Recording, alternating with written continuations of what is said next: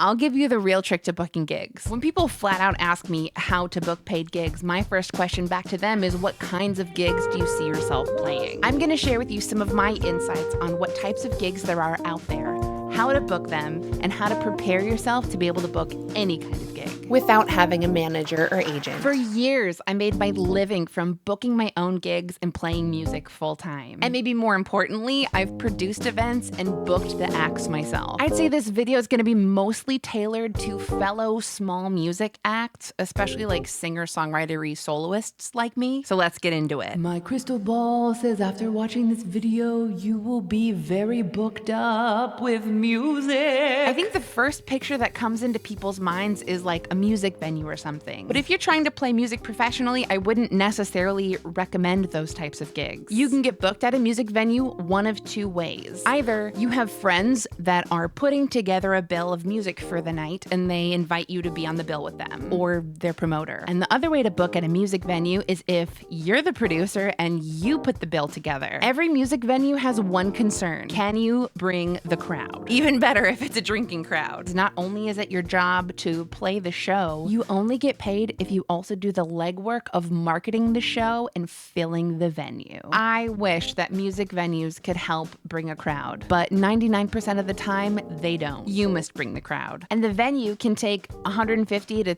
$300 off the top for a room fee. And then whatever's left over, you're dividing amongst all the musicians and the performers. So you really also have to be selling merch. It's a tough business, unless you're famous. But if you're not famous, succeeding at those shows is a lot of work. So here are some types of gigs that I would absolutely recommend. Can you play like 2 or 3 sets, 2 or 3 hours in a row? If you can, breweries and restaurants might be an excellent fit. The venue brings the audience, and they also bring a budget for music. And they also usually let you put out a tip jar and sell merch. For a gig like that, it's your job to play good music, connect with the crowd, facilitate the good vibes. That often means playing mostly covers with some originals sprinkled in. Like a first date. You don't want to come on too strong. I find these gigs to be pretty cushy because you just show up, plug in, play your music, and get paid. To book a gig at a restaurant, I usually like to pick the restaurant, reach out on Instagram. You can ask for a good contact while you're in there, or my secret weapon is just call them on the phone. Nobody does it. Just ask who's in charge of booking the music. Do you have your own sound system you can bring? Sometimes you need a sound system to book those brewery restaurant gigs, but if you can bring your own sound system and be a turnkey operation, private events might be right up your alley. I have some product videos on this channel showing off a couple small PA systems that I recommend if you're in the market for something to get you going. I'm talking wedding bands, cocktail hours, corporate parties, rooftop parties, block parties. They're mostly cover gigs. You need to know the right style of covers, bring your own sound system, and you need to be able to play background music on your breaks. Private parties are generally the most lucrative gigs to play because parties have a special budget. A budget set aside for this party. The biggest challenge for booking private gigs is client relations. Very important that the communication is crystal clear. You need a contract, you need a deposit,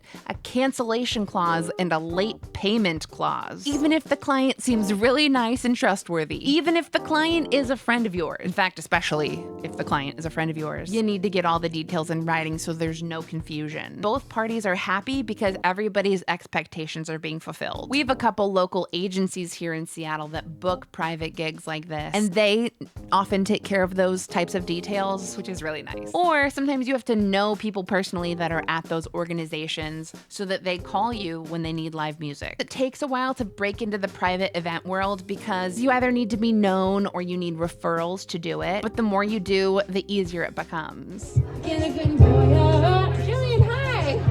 Because you will book private events while you are playing other private events. And now to my favorite type of lucrative gig you can do as an independent artist. House concerts. They're my favorite. When I first left cruise musician life and I came to land and I heard people were doing house concerts, they sounded a little weird and awkward. I don't know why I thought that. They're not. They're really cool. And there's lots of different ways to do them. I read an excellent book written by Shannon Curtis called No Booker, No Bouncer, No Bartender, How I Made $25,000 on a house concert tour. There's an art and a je ne sais quoi to booking house concerts, and I highly recommend that book. I'll put a link to that book down below in the description. It's a very quick read. I often announce at my live shows that I host house concerts, or if I'm traveling to an area, I'll post online that I'm traveling to that area and just put out some feelers. Does anybody want to host a house concert? And then if you book one, you can write off the whole trip.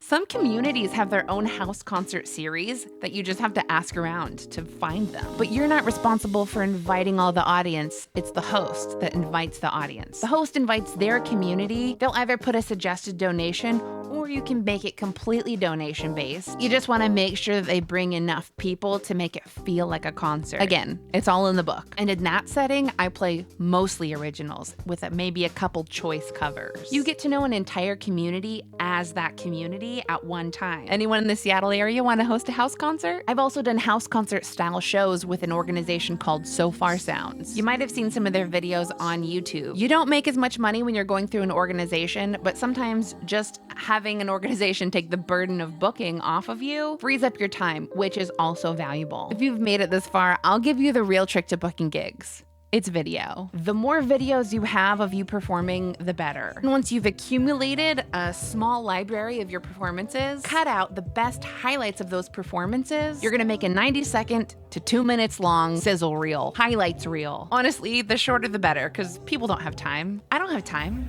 You don't have time. Footage from a live gig, you in action, is obviously the best. But if you don't have that, go shoot a video at an open mic or make videos at home. Lots of people don't have videos at all, and you are going to cut the line. To make any booker's job very easy. Make their job easy. They'll love you for it. It's up to you to make an excellent impression while you're there so that they will keep having you back over and over. And potentially book other stuff from people in the crowd. I love it. Everyone looks so freaking good. The more people you know, the easier it is for you to get gigs. Get scrappy. Have specific shows in mind and be able to check those off your list and be like, yes, I played that show. Your idea of success in music is going to be vastly different from someone else's idea of success in music. What types of music do you see yourself doing? And where do you want to play? Then let's make it happen, baby. I'll put links down below to that Shannon Curtis book and my affiliate links for all of my gear here. Thank you so much to my patrons that support this channel and my music. They get unreleased songs,